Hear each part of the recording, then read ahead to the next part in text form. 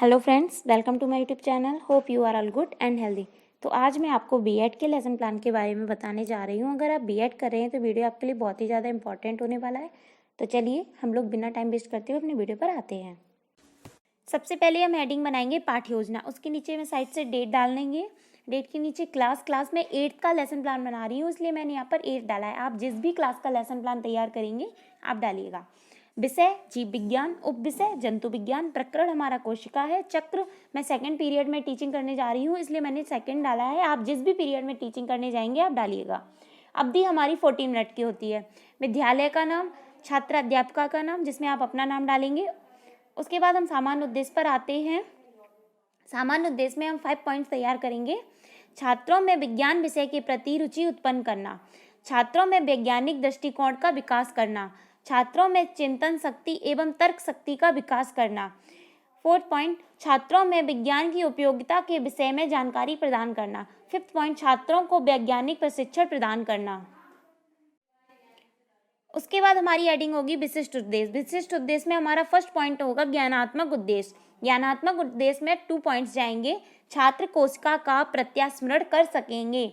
Second point, छात्र कोशिका के प्रकारों को जान सकेंगे। उसके बाद हमारी सेकंड हेडिंग होगी भावात्मक उद्देश्य। भावात्मक उद्देश्य में हमारा फर्स्ट पॉइंट होगा छात्र कोशिका को समझ सकेंगे। सेकंड पॉइंट, छात्र कोशिका की व्याख्या कर सकेंगे। थर्ड हेडिंग हमारी होगी क्रियात्मक उद्देश्य। क्रियात्मक उद्देश्य में छात्र कोशिका से संबंधित ज्ञान का प्रयोग कर सकेंगे। उसके बाद हमारी सहायक सामग्री पर आते हैं। इसमें हम यूकैरियोटिक और प्रोकैरियोटिक कोशिका को प्रदर्शित करता हुआ चार्ट या मॉडल पेपर प्रेजेंट कर सकते हैं। अब हम हेडिंग डालेंगे पूर्व ज्ञान। छात्र कोशिका के बारे में कुछ जानकारी रखते हैं। उसके बाद हमारी हेडिंग होगी प्रस्तावना प्रश्न, जिसमें हम पहली हेडिंग डालेंगे छात्र अध्यापिका क्रिया और एक साइड डालेंगे छात्र अनुक्रिया। तो छात्र अध्यापिका क्रिया में हमारा फर्स्ट पॉइंट होगा आप सभी पढ़ने के लिए कहाँ आते हैं। टीचर स्टूडेंट से क्वेश्चन करेगा तो स्टूडेंट आंसर करेंगे विद्यालय में। सेकेंड क्वेश्चन हमारा होगा विद्यालय का निर्माण किन चीज़ों से मिलकर होता है। विद्यालय का निर्माण ईंट, सीमेंट, पत्थर आदि से होता है। ओके, उस प्रकार हमारे शरीर का निर्माण किससे होता है, तो बच्चे आंसर करेंगे कोशिका से। अब 4th पॉइंट हमारा होगा कोशिका क्या होती है। तो अब ये एक समस्यात्मक प्रश्न उत्पन्न होता है, क्योंकि बच्चे 8th क्लास के हैं और उनको इतना नहीं नॉलेज होता है, तो यह एक समस्यात्मक प्रश्न होगा। बच्चे मौन हो जाएंगे। तो हमारा टॉपिक आज का होगा कोशिका। ओके, तो उद्देश्य कथन होगा तो हम बच्चों से बोलेंगे बच्चों आज हम कोशिका के बारे में विस्तार पूर्वक अध्ययन करेंगे। अब हम हेडिंग डालेंगे प्रस्तुतिकरण। प्रस्तुतिकरण में हम एक टेबल बनाएंगे, शिक्षण बिंदु डालेंगे, उसमें हम छात्र अध्यापिका क्रिया डालेंगे, छात्र अनुक्रिया डालेंगे, श्याम पट्टिकार डालेंगे और एक साइड हम डालेंगे शिक्षण विधियाँ। तो फर्स्ट पॉइंट हमारा होगा कोशिका और कोशिका की खोज की व्याख्या। तो जो पहला शिक्षण बिंदु है वो हमारा कोशिका और कोशिका की खोज की व्याख्या करना है। तो उसमें हम विकासात्मक प्रश्न हेडिंग डालेंगे और पहला क्वेश्चन हमारा होगा हमारे शरीर का निर्माण किससे हुआ है।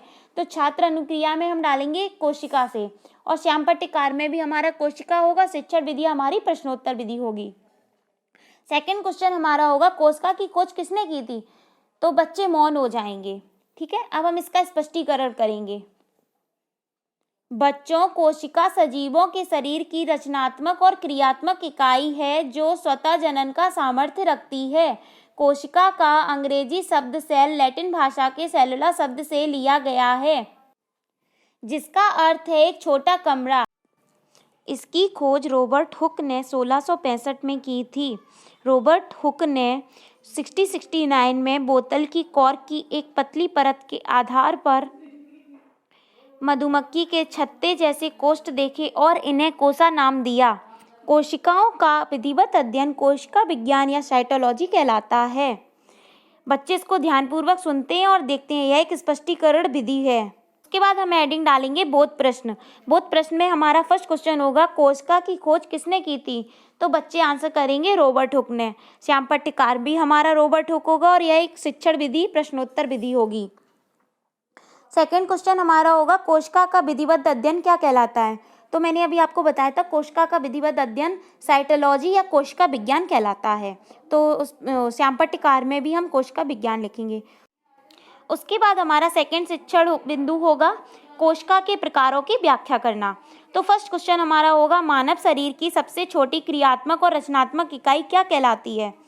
तो बच्चे आंसर करेंगे कोशिका। श्याम पट्टिकार भी हमारा कोशिका होगा। शिक्षण विधि हमारी प्रश्नोत्तर विधि है। कोशिका कितने प्रकार की होती है? अब यह एक समस्यात्मक प्रश्न होगा, तो अब हम इसका स्पष्टीकरण करेंगे। कोशिका 2 प्रकार की होती हैं, प्रोकैरियोटिक व यूकैरियोटिक कोशिका। ठीक है, तो अब हम प्रोकैरियोटिक और यूकैरियोटिक कोशिका की व्याख्या करेंगे। प्रोकैरियोटिक कोशिका ऐसी कोशिकाएं जिनमें कोई स्पष्ट केंद्रक नहीं होता है, प्रोकैरियोटिक कोशिका कहलाती हैं, जैसे जीवाणु और विषाणु। ओके, और छात्र ध्यानपूर्वक सुनते हैं और कॉपी में लिखते भी हैं, और यह एक व्याख्यान विधि है। सेकेंड पॉइंट हमारा होगा, ऐसी कोशिकाएं जिनमें संगठित केंद्रक पाया जाता है जो एक आवरण से ढका होता है, फॉर एग्जाम्पल पेड़, जानवर, फंगस आदि। ओके, यह एक प्रदर्शन विधि होगी।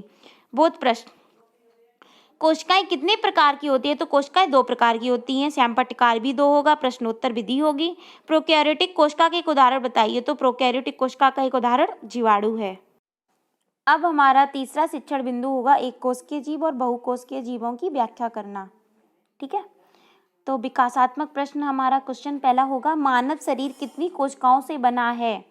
तो मानव शरीर अनगिनत कोशिकाओं से बना है, असंख्य से बना है। तो हमारा श्याम पट्टिकार भी अनगिनत या असंख्य होगा, और यह एक प्रश्नोत्तर विधि है। ऐसे जीव जो एक से अधिक कोशिका से बने होते हैं क्या कहलाती हैं? तो अब यह एक समस्यात्मक प्रश्न होगा, तो अब हम इसका स्पष्टीकरण करेंगे। वह जीव जिनमें केवल एक ही कोशिका हो वह एक कोशिकीय जीव कहलाते हैं। इन्हें हम सूक्ष्मदर्शी से देख सकते हैं, जैसे जीवाणु। ओके, वह जीव जो एक से अधिक कोशिकाओं से बने होते हैं उन्हें बहुकोशिकीय जीव कहते हैं। छात्र इसको ध्यानपूर्वक सुनते भी हैं और देखते भी हैं, और यह एक व्याख्यान विधि होगी। ठीक है, और जो बहुकोशिकीय जीव है उसका उदाहरण है मानव, पेड़ आदि। ठीक है, उसके बाद बोध प्रश्न, एक कोशिकीय जीव का उदाहरण बताइए? तो जीवाणु, श्याम पट्टिकार जीवाणु। ओके, और हमारी शिक्षण विधि है प्रश्नोत्तर विधि। ठीक है, सेकंड क्वेश्चन हमारा होगा, एक से अधिक कोशिका से बने जीव क्या कहलाते हैं? तो एक से अधिक कोशिकाओं से बने जीव बहुकोशिकीय जीव कहलाते हैं।